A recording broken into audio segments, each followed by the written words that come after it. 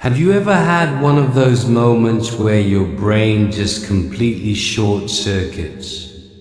Like full-on system failure, blue screen of death, but it's happening right in front of the person you're trying to impress. Yeah, that was me, just last week. It was a classic coffee shop scene, the kind you see in movies. Sunlight streaming through the window, the gentle hum of the espresso machine, the smell of roasted beans in the air. It was perfect, and across the room, there she was. She was sitting by the window, a book open in front of her, but she wasn't reading. She was just looking out, lost in thought. And then our eyes met. It was one of those slow-motion moments. The entire world seemed to fade away, and it was just the two of us. My heart did this little flip-flop thing that I thought only happened in cartoons, and then she did it. She smiled, small, almost shy smile, and tucked a strand of hair behind her ear. Now, in the universal unspoken language of romance, that's a signal, right? That's the green light. That's the please come talk to me, you charming stranger move. My brain, bless its optimistic little heart, went into overdrive. It started playing a highlight reel of every romantic comedy I've ever seen. This was it. This was my meet cute, the story I'd be telling our kids someday. It all started with a simple hair tuck, I'd say, all wise and nostalgic. So what do? I summon every ounce of charm I possess, which admittedly isn't a whole lot, but I gave it my best shot. I straightened my posture. I tried to make my face do that cool, confident, smoldering smile thing that movie stars do. You know, the one a little bit mysterious, a little bit, I've got it all figured out. In my head, I probably looked like a young George Clooney. In reality, I likely looked like I was having a mild stroke, but I was committed. I held that intense, smoldering gaze, the smile plastered on my face, waiting for her to blush and look away, completely captivated.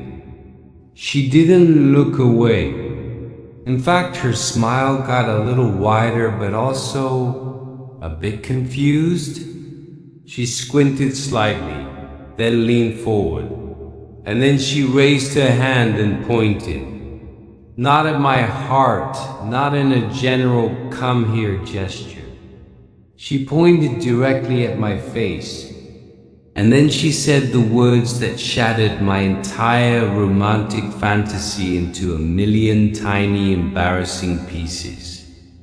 Sir, she started, and the sir alone was a punch to the gut. Sir, you have rice stuck on your cheek. Rice. There was rice on my cheek. I instantly remembered my hasty lunch. A forgotten grain of sushi rice had decided to betray me at the most critical moment of my romantic life. My soul literally evacuated my body. I could feel it floating up near the ceiling, looking down at my pathetic, rice-adorned self and just shaking its head in disappointment. The smoldering movie star smile vanished, replaced by a look of pure, unadulterated horror. The regret was instantaneous and overwhelming. I wanted the floor to open up and swallow me whole. I wanted to rewind time, not just to before I smiled, but to before I was even born. But then something amazing happened. She started to laugh. Not a mean mocking laugh, but a genuine, beautiful, full-bellied laugh. It was so sincere and so infectious that it broke through my wall of shame. And I started laughing too. I couldn't help it. There I was, this guy who thought he was the lead in a romance movie, brought crashing back to reality by a single grain of rice. We were just two strangers laughing hysterically in the middle of a quiet coffee shop. That laugh changed everything. It transformed a moment of soul-crushing embarrassment into something shared. It was a connection, just not the one I had imagined. When our laughter finally died down, I wiped the traitorous rice off my cheek and, feeling a bit braver, I walked over to her table. "So," I said, "is that a common problem for you? Men with poorly aimed lunch?" She laughed again and shook her head. "First time actually," she replied. But it was a pretty memorable introduction. We ended up talking for 2 hours. Her name is Clara. We're getting coffee again tomorrow. No rice this time, I promise. It just goes to show you can plan for the perfect moment. You can try to be the cool, suave hero of your own story. But sometimes life has other plans.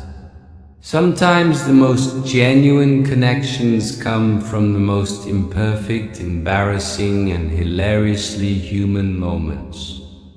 That single grain of rice did more for me than any perfect pickup line ever could have. It taught me that it's okay to be a little bit of a mess. It's okay to be human. Because sometimes the person you're trying to impress doesn't want the movie star. They just want the guy who can laugh at himself when he's got rice on his face. And honestly, I think I prefer being that guy anyway. So, next time you find yourself in a horribly embarrassing situation, just remember my story. Take a deep breath, find the humor in it, and laugh. You never know. It might just be the beginning of something wonderful. Thanks for listening to my story. If you've ever had a cringy moment that turned into something good, I'd love to hear about it in the comments below. Don't forget to like and subscribe for more stories about navigating this weird, wonderful thing we call life. See you next time.